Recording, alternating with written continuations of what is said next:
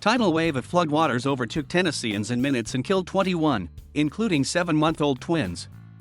Hipshire rushed to pack a bag and save herself, her 8-year-old son and her husband. "Next thing I know, the water is in my house, and it's up to my chest," she said. "And my house fell off the foundation while we were still in it, so we had to break the window in the kitchen and crawl out of it and get up on the roof as fast as we could."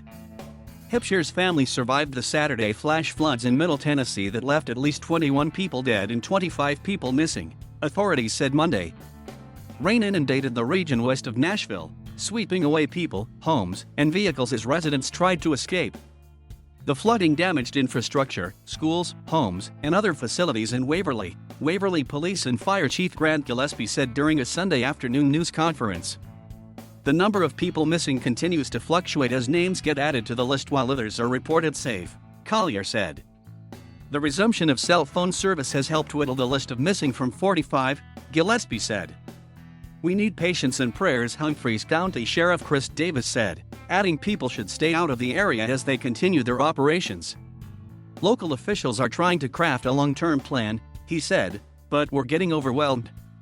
The body of Davis' own best friend had been recovered, the sheriff revealed in a news conference. "He drowned in this, and sitting here thinking about that, yeah, it's tough but we're going to move forward," Davis said. Rescue and recovery efforts will go on until we account for all missing Tennesseans, State Emergency Management Agency Director Patrick Sheehan said. "It's pretty devastating on the ground," Sheehan explained, adding, "We're going to see mostly recovery efforts at this point rather than rescue efforts." Also among the dead is a foreman who worked on Loretta Lynn's ranch in Humphreys County, a Facebook statement from the country music legend said Sunday.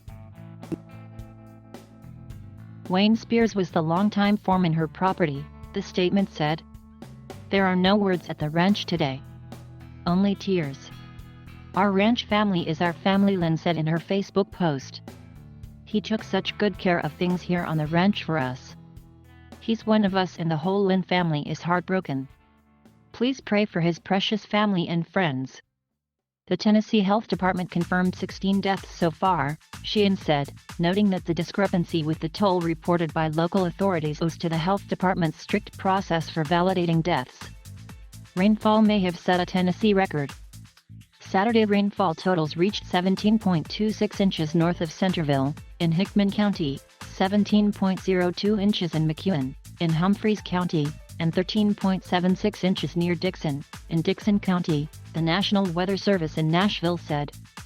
"We were getting rainfall rates of 3 inches per hour for 3 hours straight," Hurley said. "It's an unheard of, astronomical type of statistic to see after the fact." The flooding on Saturday was caused by several storms training over the same area. The rainfall forecast for this upcoming 7 days shows almost nothing for the area that flooded over the weekend, Rose said. "It's going to be a relatively dry week ahead." Governor mourns tremendous loss of life. Tennessee Gov. Bill Lee surveyed the flood damage Sunday in Humphreys County and called it a very tragic and difficult situation. He cited a different rainfall total. Lee spoke with survivors of the flooding and was shocked to hear how quickly their situation became dire, he said. They would see water in their yard and then within minutes it was coming into their home, Lee said, adding residents went from seeing floodwaters rise to not being able to escape their homes. Lee described the aftermath as tragic: homes washed off their foundations, cars strewn about the community. "It is a devastating picture of loss and heartache," he said. First responders, including the National Guard, will remain on the scene as search and rescue operations continue, the governor said. "What we do know is that it's incredibly difficult, and our hearts and our prayers need to be for these communities, for those folks in that community, many of them who have suffered not only the loss of their homes and their property but the loss of family members and friends," Lee said.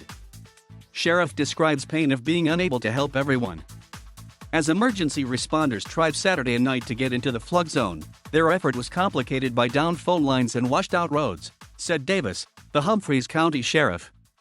He likened it to the feeling of a mother not being able to reach her child. "Knowing that you have people that stayed that can't get help. I have people floating down the creek that nobody can get to, and nobody can help. It hurts.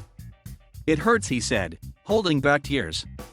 Waverly Mayor Buddy Frazier said the loss of life is unlike anything the town has ever experienced. I've been around a long time, and I've been through a lot of events here, and this one really took me back," Fraser said. This is bad. This is bad. The number of people it affected, the number of lives lost."